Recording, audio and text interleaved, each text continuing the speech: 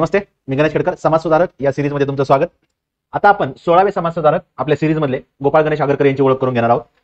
1856 ला कराड जवळच्या टेंबूला त्यांचा जन्म झालेला आहे। 1995 ला मृत्यू आहे। त्यांना बुद्धिवादाचे जनक म्हणून महाराष्ट्रात ओळखलं जातं।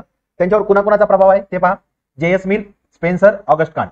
अकोल्यामधून त्यांनी मॅट्रिकला केलेली, त्यांचे मामा तिथं होते। त्यावेळेस वराड समाचार या वृत्तपत्रामध्ये ते लेखन करत होते, त्याच्यावर पण प्रश्न आहे। मुन्सिफ न्यायालयामध्ये कारकून म्हणून सुरुवातीला त्यांनी जॉब सुरू केला होता। अज्ञेयवादी होते। त्यांनी 1888 ला सुधारक हे वृत्तपत्र सुरू केलं होतं। ते मराठी आणि इंग्लिश दोन्ही भाषेमध्ये असणार आहे। सुधारक सुरू करण्यामागचा उद्देश होता पाश्चात्य शिक्षणाचा स्वीकार आणि प्रसार। त्यावेळेस त्यांचं वाक्य फार प्रसिद्ध आहे, इष्ट असेल तेच बोलणार आणि साध्य असेल तेच करणार।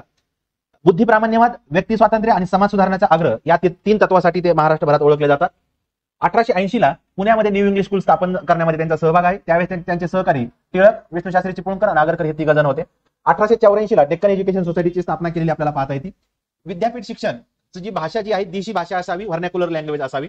प्राथमिक शिक्षण सक्तीचं असावं। जर पालक मुलाला शाळेत घालत नसतील तर पालकांना दंड करण्यात यावा।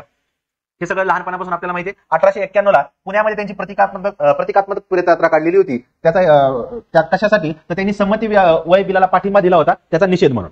त्यांचे 3 निबंध त्यांचं लेखन जे आहे त्यामध्ये ते निबंध 2 गाजले होते। 3 अर्थशास्त्र आणि भांडवल गेले व्यापार गेला, याच्यावर पण क्वेश्चन आहे। सुशिक्षित लोकांनी नोकरीऐवजी व्यवसाय करावा असं त्यांचं म्हणणं होतं। हे वाक्य आहे, याच्यावर क्वेश्चन आहे। नीतिमान होण्यासाठी ईश्वरनिष्ठ असलंच पाहिजे असं काही नाहीये। मुलींना मॅट्रिकचे सर्व विषय शिकवावेत असं त्यांची मागणी होती। बालविवाह हा महाशय रोग आहे, या सगळ्याच गोष्टीवर क्वेश्चन आहेत। तसंच कंटेंट आपण कव्हर करतोय। उच्च शिक्षण घेण्यासाठी स्त्रियांनी अविवाहित राहावे आणि आपलं शिक्षण पूर्ण करावं। को एज्युकेशन असावं, म्हणजे मुलगा आणि मुलगी यांनी एकत्रितपणे शिक्षण घ्यावं अशी त्यांचं म्हणणं होतं। विभक्त कुटुंब पद्धतीचा त्यांनी पुरस्कार केलेला आपल्याला पाहता येतो। दत्तक पुत्राची जी पद्धत होती ती पद्धत त्यांनी नाकारलेली आपल्याला पाहता येते। त्यांनी आपल्या मृत्यूनंतर आपली पत्नी केश ओपन करणार नाही अशी शपथ त्यांनी आपल्या पत्नीकडून घेतलेली आहे, याच्यावरही क्वेश्चन आहे। सक्तीच्या वैधव्यावर त्यांनी टीका केलेली आपल्याला पाहता येते। संमती वयाच्या बिलाला पाठिंबा दिलेला आपण त्यांनी पाहता येतो। आता त्यांचं इतर कामगिरी पहा। 1892 ते 95 या दरम्यान ते फर्ग्युसन कॉलेजचे प्राचार्य राहिलेले आपल्याला पाहता येतात। 1 जानेवारी 1883 ला नूतन मराठी विद्यालयाची स्थापना केलेली आपल्याला पाहता येते। 2 जानेवारी 1885 ला फर्ग्युसन कॉलेजच्या स्थापनेमध्ये ते सहभागी आहेत। 1881 ते 87 केसरीचे संपादक होते। मराठाचे संपादक टिळक होते, केसरीचे संपादक आगरकर होते। नंतर त्यांनी सुधारक सुरू केलं आपल्याला पाहता येतं। विवाहाचं वय पुरुषाचं वय 16 ते 17 असावं, स्त्रीचं वय 10 ते 12 असावं, हे त्यांनी आपल्याला मागणी केलेली पाहता येते। हे वाक्य आहे, त्याच्यावरही क्वेश्चन आहे। ब्रिटिशांच्या गुणांचं अनुकरण करा, अंधानुकरण नको।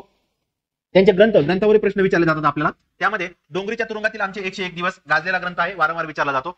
विकार विलसित हे जे शेक्सपियरचं हॅमलेट नाटक होतं, हे हॅमलेट पण शब्द लक्षात ठेवा, त्याच्यावर पण क्वेश्चन आहे। शेक्सपियरच्या हॅमलेट या नाटकाचं त्यांनी मराठीत विकार विलसित असा अनुवाद केलेला आहे, त्याच्यावरही क्वेश्चन आहे। कवी काव्य काव्यरती हा एक त्यांचा ग्रंथ प्रसिद्ध आहे। मराठमोळा हा ग्रंथ आहे। मराठमोळ्यांची पुरवणी हा एक वेगळा ग्रंथ त्यांचा आपल्याला पाहता येतो। गुलामांचे राष्ट्र हे त्यांचं पुस्तक खूप गाजलेलं आहे आणि त्यांचं आत्मचरित्राचं नाव आहे फुटके नशीब।